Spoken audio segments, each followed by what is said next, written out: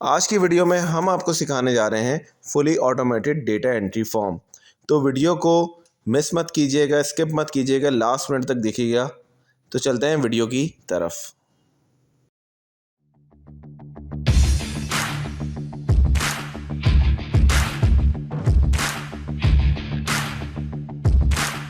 अस्सलाम वालेकुम to all of you. आज की वीडियो में मैं आपको सिखाने जा रहा हूँ ऑटोमेटेड डेटा एंट्री फॉर्म। ये किसी सॉफ्टवेयर पे नहीं सिखा रहा, बल्कि मैं आपको एक्सेल पे सिखा रहा हूँ। तो पहले तो हम इसको मर्ज कर लेते हैं। मर्ज एंड सेंटर की जो शॉर्टकट की है वो आपकी स्क्रीन पर नज़र आ रही है, Alt+HMC।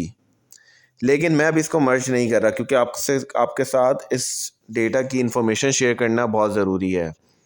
सबसे पहले तो मैंने सी कॉलम को 3.5 की विड्थ पे रख लिया है, क्योंकि मैं यहाँ पे डबल कॉलम देना चाह रहा हूँ।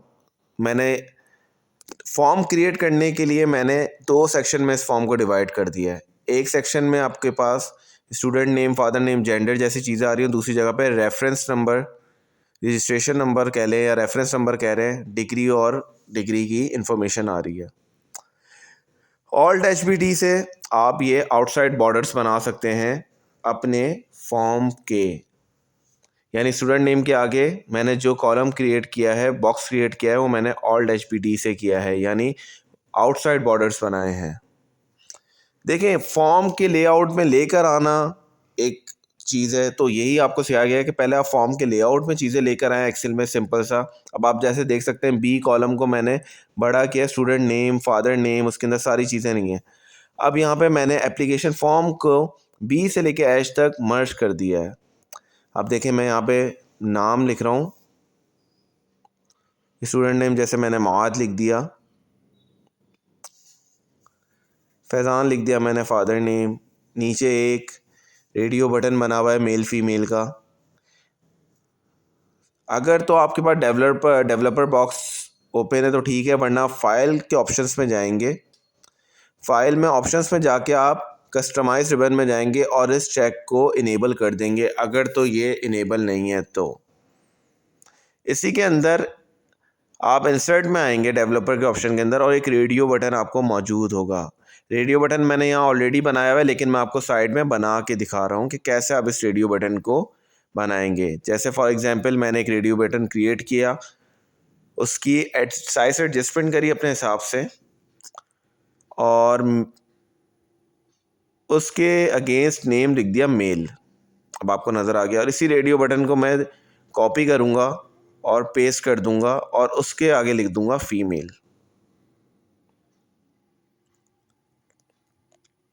तो इस फॉर्म में इस तरीके से मैंने रेडियो बटन को इंसर्ट करके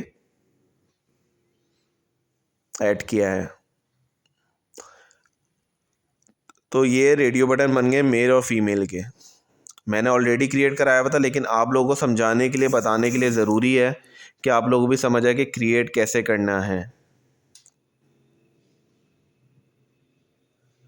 अब आगे चलते हैं। रेडियो बटन के साथ मैंने चेक बॉक्स बनाए हुए प्रोग्राम के आगे, जहाँ पे बैचलर, मास्टर, पीएचडी लिखा हुआ है।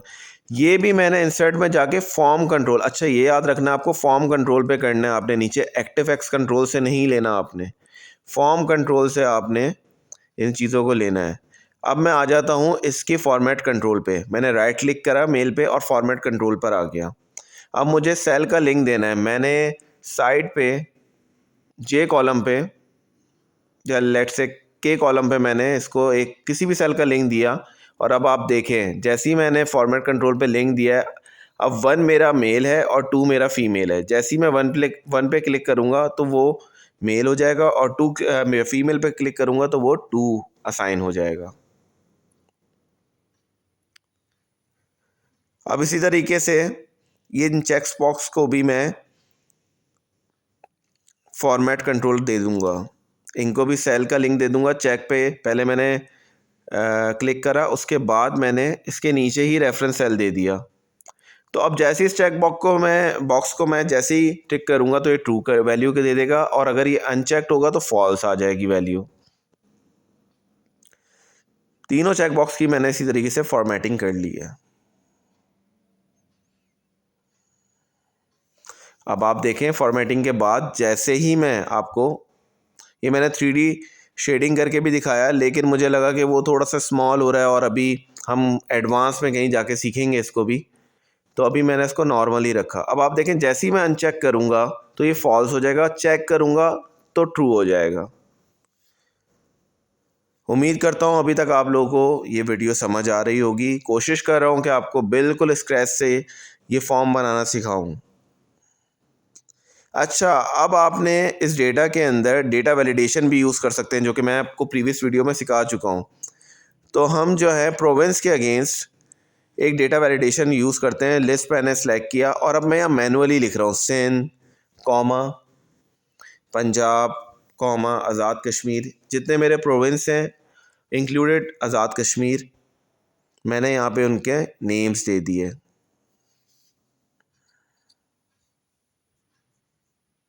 बलूचिस्तान, इसके बाद मैंने खैबर पख्तूनख्वा की जगह मैंने केपी कर दिया था इसको, आप लोगों को समझाने के लिए कैसे काम होता है।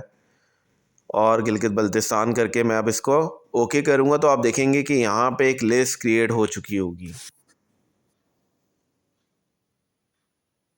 तो अब आप देखें ये लिस्ट क्रिएट हो चुकी है। मैंने इसको अभी के लिए ब्लैंक कर दिया दोबारा से। अब आपको ये सब कॉलम नज़र आ रहे हैं कि भाई एक साइड पे जो लेफ़्ट साइड का सेक्शन है वहाँ पे पर्सनल डिटेल है और जो राइट साइड का सेक्शन है वहाँ पे आपकी एडमिनिस्ट्रेशन डिटेल्स है। एक और डेटा वैलिडेशन कर लेते हैं। लिस्ट के अंदर ही मैंने आपको डिग्री नेम भी बता दिए, कौन सी डिग्री है, MBA, BBA, BCS, BE या PhD की कोई डिग्री है, तो उसकी भी मैंने एक डेटा वैलिडेशन लिस्ट बना ली, ताकि जब हम आगे चल के इस फॉर्म को ऑटोमेट करें तो आपको समझ आए कि हमने किया क्या है। बेसिकली एक ही फॉर्म बनाने के लिए डिफरेंट एक्सेल के टूल्स, एक्सेल की स्किल्स, एक्सेल की यूजेज को यूज़ किया गया है इस वीडियो के अंदर, ताकि आप लोगों को इन डेप्थ समझ आ सके। जो लोग मूव कर रहे हैं इंटरमीडिएट लेवल पर या जो इंटरमीडिएट लेवल से एडवांस लेवल पर मूव कर रहे हैं एक्सेल में, उनके लिए बहुत अच्छी वीडियो है। इवन जो बिगनर्स हैं वो भी मेरी प्रीवियस वीडियोस देख के इसको अप्लाई कर सकते हैं। अब देखें ये डिग्री नेम भी यहाँ पे हो चुके हैं, डेटा वैलिडेशन के अंदर आ चुके हैं। यहाँ मैं एक और ऐड कर लेता हूँ, आपको ये भी बताते चलें कि किस तरह ऐड हो सकते हैं मज़ीद अगर आपने कोई डिग्री ऐड करनी है इन फ्यूचर। अगर आप कहीं प्रोफेशनल जगह पे फॉर्म क्रिएट कर रहे हैं तो आपके लिए ये एक आसान स्टेप है। बाकी डेट के फॉर्मेट को मैं जाके एडमिशन डेट पे जर्नल हुआ होगा फॉर्मेट, तो मैं इसको Ctrl+1 से या फिर हम नंबर फॉर्मेटिंग पे जाके भी इसको फॉर्मेट डेट कर सकते हैं। तो अब तक की चीज़ों में मैंने फॉर्म की बहुत सारी चीज़ें क्रिएट कर ली हैं। अब चलते हैं सबमिट का बटन मैंने कैसे क्रिएट किया। तो मैं सिंपल सा इंसर्ट में किया, एक शेप रेक्टेंगुलर शेप मैंने लिया, राउंडेड रेक्टेंगुलर शेप मैंने लिया, इसका मैंने कलर ग्रीन कर दिया और इसको मैंने लिख दिया सबमिट। टेक्स्ट बॉक्स पे क्लिक करा। ये वीडियो में ये भी मैं आपको प्रीवियस वीडियोस में सिखा चुका हूँ। अगर किसी को इसमें कोई प्रॉब्लम हो तो वो प्रीवियस वीडियोस मेरी देख सकता है कैसे इंसर्ट होते हैं बॉक्सेस। मैंने इसका साइज़ को थोड़ा सा बड़ा करके बोल्ड कर दिया और इसी सेम चीज़ को मैंने कॉपी पेस्ट किया और इधर मैंने कैंसिल लिख दिया और इसका कलर मैंने रेड कर दिया। खूबसूरती भी तो कोई चीज़ है ना, जब आप फॉर्म क्रिएट करें तो लगे कि यार वाकई बहुत खूबसूरत है, सिर्फ ये नहीं कि काम मिला और हमने उसको निपटा दिया। अब ये देखें, सिर्फ सिंपल मैंने इस तरीके से ये बॉक्स क्रिएट कराए थे। तो फॉर्म का ऑलमोस्ट मैं सारी चीज़ें आपको बता चुका हूँ। अब चलते हैं, अच्छा अगर आपने मल्टीपल चीज़ों को क्लिक करना है तो कंट्रोल को प्रेस करके आप क्लिक करेंगे तो मल्टीपल सारे बॉक्सेस आपके सिलेक्ट हो जाएंगे। अब चलते हैं कंडीशनल फॉर्मेटिंग की तरफ। न्यू रूल में गए हम और सेकंड वाला ऑप्शन फॉर्मेट ओनली सेल्स वाले ऑप्शन पे गए। मैंने बोला ब्लैंक्स, नो ब्लैंक्स को कुछ जो है वो ग्रे कर दें, यानी मैंने बोला ब्लैंक्स पे वाइट ही रहे, नो ब्लैंक्स पे ग्रे। आप चाहें तो ब्लैंक पे भी कोई कलर कर सकते हैं, लेकिन मैंने नो ब्लैंक्स पे करा। अगर तो कुछ लिखूं तो ये ग्रे हो जाए, अदरवाइज़ ये वाइट ही रह जाए। तो आप देखें जैसे ही मैंने माजिद लिखा इधर तो ये ग्रे हो गया। फादर नेम में भी कुछ लिख के देख लेते हैं। लेट्स से मैंने यहाँ पे जैसे ही एक नेम प्रेस किया फ़हीम, तो आप ये देखें ये भी ग्रे हो गया। नीचे मैंने एड्रेस ऐसे ही देखा तो ये भी ग्रे हो गया। मैंने यहाँ पे लेट्स से कुछ भी लिख दिया। अब यहाँ पे मैं कुछ लिखूँगा तो मुझे एरर दे देगा। क्यों? क्योंकि मैंने यहाँ पे लिस्ट क्रिएट कराई हुई है, तो मैंने आज़ाद कश्मीर लिख दिया। तो अब आप देख रहे हैं किस तरीके से आप कंडीशनल फॉर्मेटिंग का भी यूज़ कर रहे हैं। डिफरेंट डिफरेंट टूल्स आप जो एक्सेल के एक ही फॉर्म के अंदर यूज़ कर रहे हैं। अब नीचे आ जाते हैं इनके रेफरेंसेस की तरफ। मैंने एक हेडिंग बनाई जिसमें पहले रेफरेंस नंबर आ रहा है, तो मैंने उसको लिंक करा दिया ऊपर के जहाँ जहाँ उसके कॉलम्स हैं। जैसे फादर नेम को फादर नेम से। अब जेंडर को कैसे लिंक कराऊं? क्योंकि जेंडर्स तो हमारे पास मल्टीपल चीज़ें हैं, मेल और फीमेल है। तो उसके लिए अब हम यूज़ करेंगे इफ़ की कमांड। इफ़ का लेसन भी मैंने बहुत डिटेल में अपनी चैनल पे अपलोड किया हुआ है, आप जाके देख सकते हैं। मैंने बोला इफ़ अब कौन सा वैल्यू है जहाँ पे 1 और 2 है, उस वैल्यू का मैंने रेफरेंस दिया। If this sales is equals to 1 तो हमें वो रिज़ल्ट दे मेल, अदरवाइज़ वो हमें result they they female. If के बाद लॉजिक, लॉजिक के बाद ट्रू रिज़ल्ट और देन फॉल्स रिज़ल्ट। अब जैसे ही मैं मेल पे सिलेक्ट करूँगा देखें वो नीचे मेल दे देगा, फीमेल पे करूँगा तो फीमेल दे देगा। एड्रेस को मैंने लिंक कर लिया, सिटी को भी लिंक करवा दिया, प्रोविंस को भी लिंक करवा दिया मैंने, पोस्टल कोड है उसको भी, कॉन्टैक्ट नंबर को भी, ईमेल एड्रेस को भी लिंक करवा दिया। अब आ जाते हैं प्रोग्राम पे। प्रोग्राम पे भी हमारे पास 3 कैटेगरी हैं, बैचलर्स, मास्टर्स और पीएचडी। तो इसके लिए भी क्या कंडीशन होगी? तो इसके लिए मैं यूज़ कर रहा हूँ इफ़ एंड।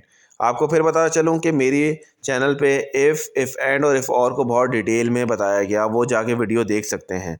इफ़ एंड की कंडीशन लगाई क्योंकि हमें एक ही जगह पे मल्टीपल कंडीशन देनी है। तो अब देखें जहाँ पे बैचलर्स को मैंने रखा था उस सेल का रेफरेंस देके मैंने उसको कर दिया इक्वल्स टू ट्रू हो और बाकी दोनों सेल्स फॉल्स हों, यानी मास्टर्स का भी और पीएचडी का भी। तो ब्रैकेट क्लोज करूंगा, कॉमा दूंगा तो रिजल्ट क्या आ जाए? रिजल्ट आ जाए बैचलर्स। बैचलर्स लिख के कॉमा देके आप पूरे फॉर्मूले को यहाँ पे कॉपी कर लें और फिर आप जो है वो 2 बार पेस्ट कर दें। अब सिर्फ आपने ये चेंज करना है कि जहाँ अब पहले वाला फॉल्स हो जाएगा, दूसरा वाला ट्रू हो जाएगा और तीसरा वाला फॉल्स हो जाएगा। तो क्या हो जाएगा? मास्टर्स। इसी तरीके से जब आप तीसरी कंडीशन पर आएंगे तो ऊपर के 2 फॉल्स हो जाएंगे, लास्ट वाला ट्रू हो जाएगा, तो हो जाएगा पीएचडी, अदरवाइज नॉट अवेलेबल। और फॉर्मूले को हम कर देंगे क्लोज। अभी देखें यहाँ पे नॉट अवेलेबल आ रहा है। जैसे ही मैं कोई चेक लगाऊंगा यहाँ पे देखें, जैसे ही बैचलर्स का चेक लगाया तो यहाँ पे बैचलर्स आ गया। अब 2 चेक लगा दिए तो उसने नॉट अवेलेबल कर दिया। तो जैसे ही मैंने एक चेक हटा के मास्टर्स पे लगाया या पीएचडी पे लगाया तो उसने वही प्रोग्राम को मेरे सामने प्रॉम्प्ट कर दिया। बाकी 2 का सिर्फ सिंपल रेफरेंस देना है मैंने, डिग्री नेम का और डेट का। तो अब ये नीचे रोज़ पूरे तरीके से तैयार हो गई हैं। अब हम कहाँ मूव करने वाले हैं? हम मूव करने वाले हैं अपने नेक्स्ट स्टेप पे। आप देखें, पहले उससे पहले मैं आपको ये दिखा दूं। देखिए फ़हीम मैंने लिखा, नीचे स्टूडेंट नेम में फ़हीम आ गया। साथ साथ डेमोस्ट्रेशन इसलिए ज़रूरी है ताकि ये ना रहे कि और डिटेल्स नहीं आ रही थी और ये चीज़ें नहीं थी, तो इसलिए डेमोस्ट्रेशन बहुत ज़रूरी है साथ साथ।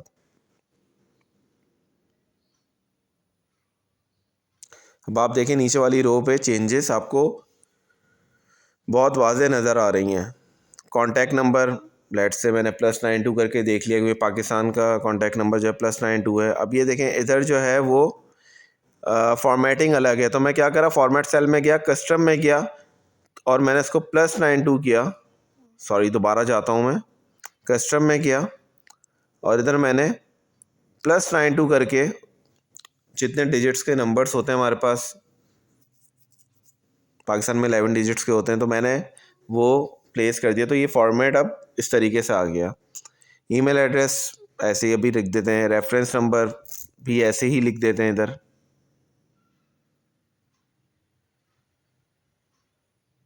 चेक बॉक्स लगा दिया, बैचलर्स आ गया नीचे। डिग्री नेम सेलेक्ट कर ली मैंने, BCS कर दी क्योंकि बैचलर्स था। और डेट डाल दी मैंने,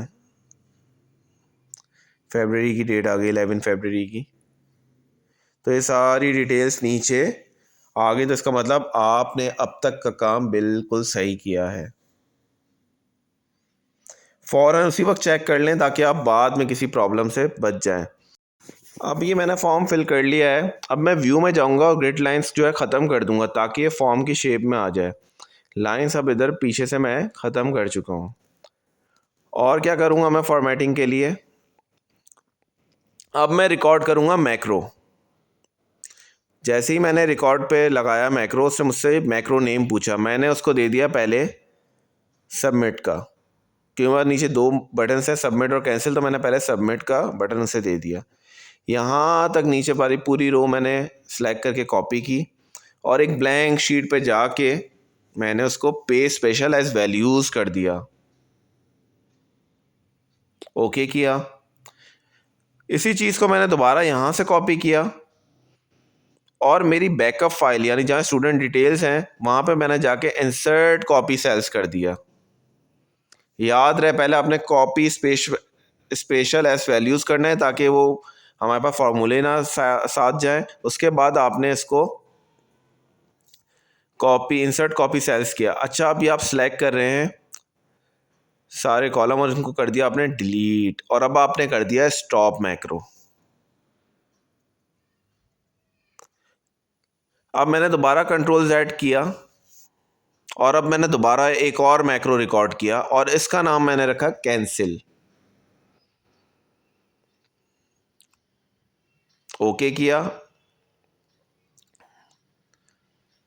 जितने कॉलम्स फिल थे उन सब को मैंने सेलेक्ट करके डिलीट कर लिया यानी ब्लैंक कर दिए, और इस मैक्रो को भी मैंने जाके कर दिया स्टॉप। तो अब हमारे पास दो मैक्रो ऑलरेडी तैयार हो गए, एक सबमिट का, एक कैंसिल का।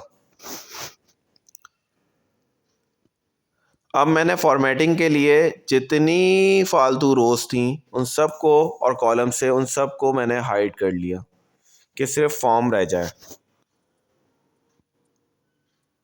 तो अब देखें फॉर्म प्रॉपर लेआउट में आ गया। अब चलते हैं फॉर्म फिल करते हैं। अब इनको भी मैंने डिलीट कर दिया क्योंकि अब आपको जादू दिखाने का वक्त है। अब मैंने यहाँ पे नेम फिल किया, let's say Ali, Zaheer mail ही है, एड्रेस पे मैंने लिख दिया गुलशन, सिटी कराची, प्रोविंस सेलेक्ट कर लिया मैंने सिंध, पोस्टल कोड कुछ भी डाल दिया मैंने, नंबर भी मैंने कुछ भी डाल दिया +92 करके। अभी आप देखेंगे कि नंबर फॉर्मेट में कैसे आएगा।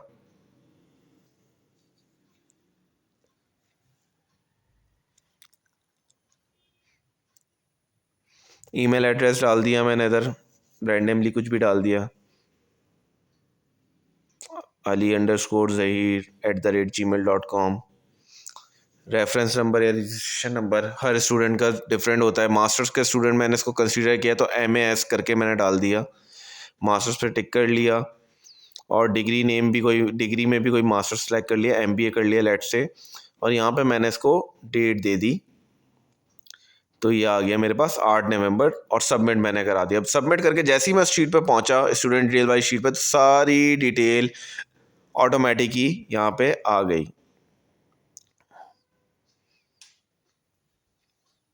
देखिए मैक्रो ने ये काम किया।